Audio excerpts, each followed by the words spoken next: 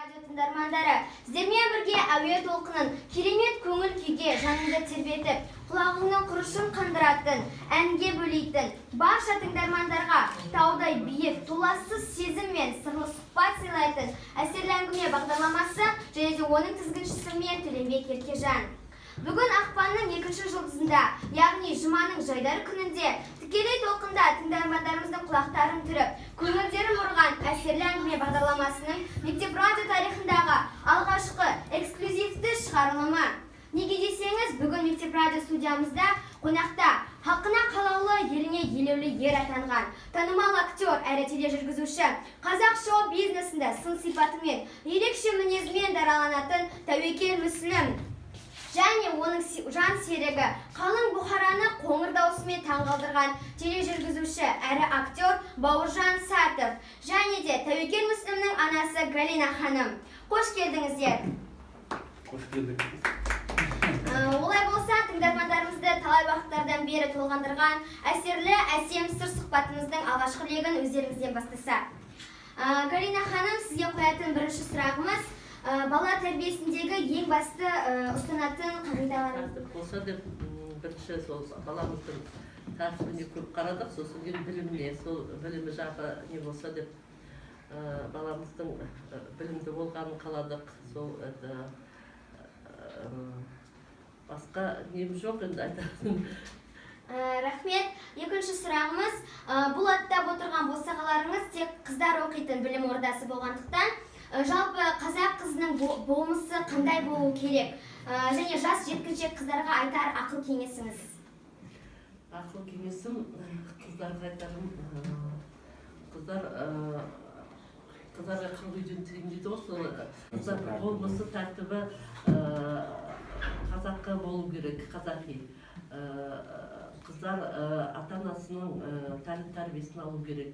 Ең бірінші, сосын кейін отырған мектепте, өсіп атқан осы мектепте жетілдіріп атқан білімдеріңізді жетілдіріп, әр қарай осы мектептен жақсы тәрбие, білім алып шығуларыңызға тілектеспін. Қыздар бірінші, сол ең бірінші жағы білім дейді ғой, сол білім жағы болса, қыздарда қалған тәрбие жағын апалары, осы мектептің ұстаздары береді деп ойлаймын, жақсы тәрбие. Бұл қыздар гимназиясы біз қарап көрдік, барлық жағынан жақсы екен, білімдері жақсы, алып атқан тәрбиелері де жақсы екен. Сол әрі қарай жалғастырып, осы мектептен жақсы білім алып, үлкен жетістіктерге, үлкен мамандық иесі болып шығуларын тілектеспін. Қыздарымыз әрқашанда бақытты болсын, сосын кейін әркім өз үйінде сол өзінің ата-анасының тәрбиесін алсын деген ойым бар. Әркім өзінің ата-анасының тәрбиесін алса, сосын білім жағы осы мектепте жақсы берсе, сонда қыздар бақытты болады деп ойлаймын. Ойлаған армандарына, мақсаттарына жетеді. Үлкен белес биіктердің көріне берсін біздің қыздарымыз.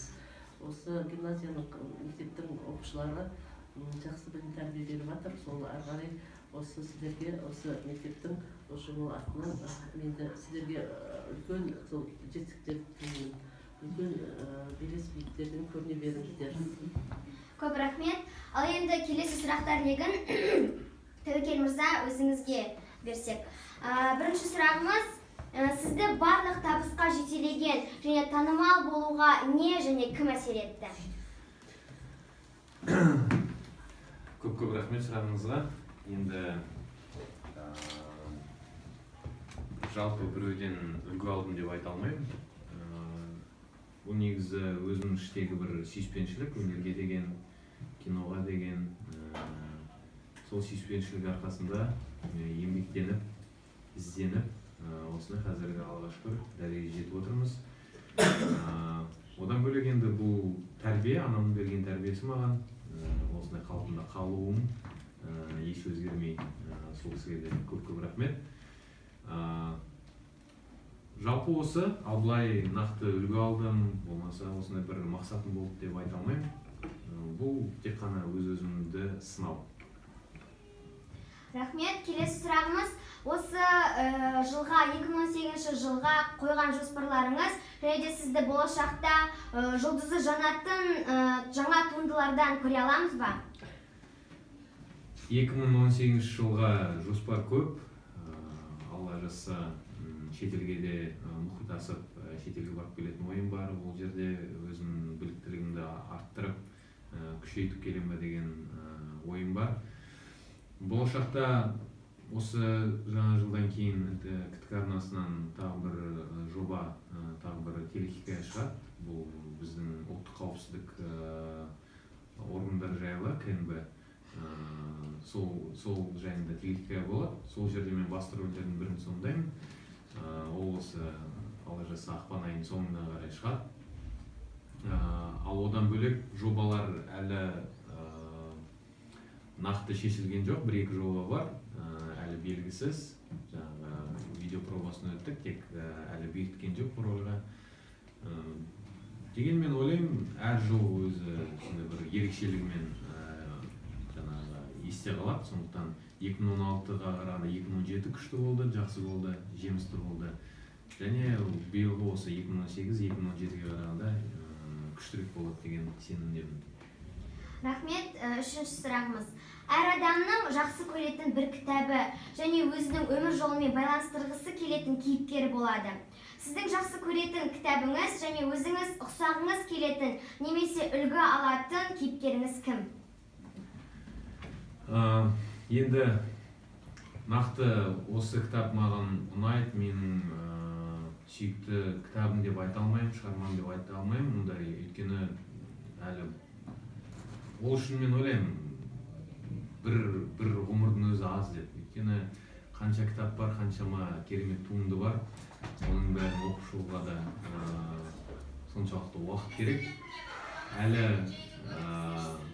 бір 10 жылдан кейін болмаса, бір Алла жазса, Алла өмір берсе, бір 50-ге тақап келген кезде сол бір шама шығарманы оқып болғаннан кейін мүмкін бұл сұраққа жауап бере алатын шығармын. Дәл қазір нақты осы шығарма, нақты бұл кітап деп айта алмаймын. Ұнаған кітаптар бар, оны айтсам да болады. «Бегущий за ветром» өте жақсы кітап. Және де өзіміздің классикалық жанр, Мұхтар Әуезовтің шығармасы «Абай жолы» осы шығармалар ұнайды. Екінші сұрағыңыз қандай еді? Жақсы көретін, енді өзіңіз ұқсағыңыз келетін немесе үлгі алатын кейіпкер? Өзім ұқсағым келетін кейіпкер негізі көбінесе жаңағы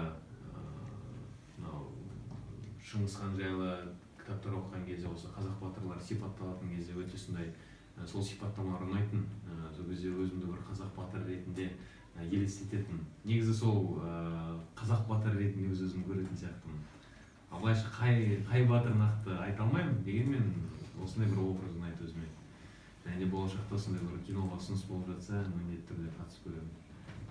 Көп рахмет. Келесі сұрақтарымыздың жауабын Бауыржан ағай сізден алсақ. Қазақ кинематографиясына деген қызығушылығыңыз қанша жастан бастап оянды және қызығушылығыңыздан оянуына не әсер етті? Біріншіден, Еркежан көп рахмет. Шынымен де мына кәсіби деңгейде сұхбат өтіп жатыр қазір. Соған ризамын. Бүкіл біздің тыңдармандарға, сендердің тыңдармандарыңа айтатыным, мына толқынды тыңдаңдар. Айша Бибі толқыны ғой, Айша Бибі толқын тыңдаңдар. Әрқашанда осындай дарынды да талантты біздің қарындастарымыз бар екен. Шынымен де бір өзім жеке әсері, ерекше әсер алып отырмын. Ал енді кинематографияға келетін болсақ, негізі қызығушылық ол менің кішкентай кезімнен бар. Өнер әлеміне, өнер саласына, өнер деген қара шаңыраққа келу деген ол бұрыннан келе жатқан, ішімде жатқан бір кішігірім өзімнің мақсатым болған. Уақыт өте келе бұл мақсат бір жоспарға айналды. Жоспардан кейін ол жаңағы жүзеге асты, сөйтіп енді қазір нақты 5 жасынан 6 жасынан деп айта алмаймын. Кішкентайымнан бар. Өйткені мен қазір сендердің жастарым 13-те, 12-де, 15-те, мен 7-ші сыныптаппын ғой. 5 жасымда, 6 жасымда алғаш рет есімім анам айтып жатыр, сахнаға телевидениеге шығыппын. 5 жасымда осы Қазақстан ұлттық арнасында өзім бір кішігірім бағдарлама болыпты, осындай сендер сияқты кішкентай балаларға арналатын бір бағдарлама бар екен. Ол кезде бір ертегі айтып отырамыз, сол кезде ертегіні айтамын, сол ертегі біткеннен кейін сол мультикті көрсетеді екен. Айтайын дегенім, кішкентайымнан, ес білгеннен бері өнерге деген өзімнің махаббатым. Рахмет. Келесі сұрағымыз. Бүгінде сіз Тәуекел мырзаның қиын қыстау кезеңдеріне жанынан табылып отырған жан жолдасысыз. Қалай ойлайсыз, екеуіңіздің қандай ұқсастықтарыңыз бар? Жаңа айтып кеттім. Бұл бір-бірімізді толықтырамыз. Біріншіден қысқадан нұсқа дейтін болсақ, бір-бірімізді толықтырамыз, және де көзқарасымыз, ойымыз, мақсатымыз бір жерден шығып отыр. Сол бізді бір бағытқа салып отыр. Сол біз әлі күнге дейін біріктіріп келе жатқан. Рахмет. Соңғы сұрағымыз. Жігітке жет өнерде аз демекші. Бүгінде біз сізді әрі актер, әрі тележүргізуші ретінде танимыз. Көзі қарақты, қалың бұқара білмейтін қандай басқа да өнерлеріңіз бар? Ертегі айтамын мен. Негізі мен көбісі біле бермейді. Менің бір әнім бар, Шырайлы Шым қаласында өзім барып бір концертке қатысып, әнімді шырқап кеткен болатынмын, бірақ содан кейін ойладым енді бұл әншілік саласын қоя тұрайын деп. Сол әншілік қасиетім бар, ертегі айтам, сосын болды. Рахмет. Сіздерге көп рахмет айтамыз. Біз сіздерді осы студияда көргенімізге өте қатты қуаныштымыз. Ал енді мектеп-интернат оқушыларына айтып кетер ізгі ниет тілектеріңіз болса.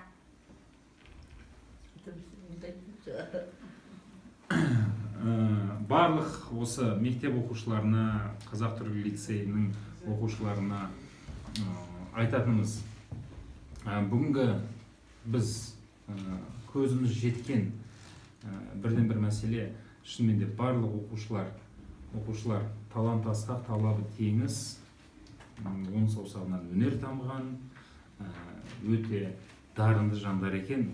Мына жігіттердің, жаңағы балалардың лицейі болсын, мына қыздардың лицейі болсын, шынымен де барлығы бір кәсіби деңгейде, өнерлеріңізде, сосын жаңағы барлық қасиеттеріңіз, таланттарыңыз, білімдеріңіз арта берсін, оқыңыздар, тоқыңыздар, мына өнерлеріңіз өрге жүрсін. Ең бастысы, ешқашан мына ақ қанаттарыңыз талмай, көздеген мақсаттарыңызға жете беріңіздер. Көп рахмет.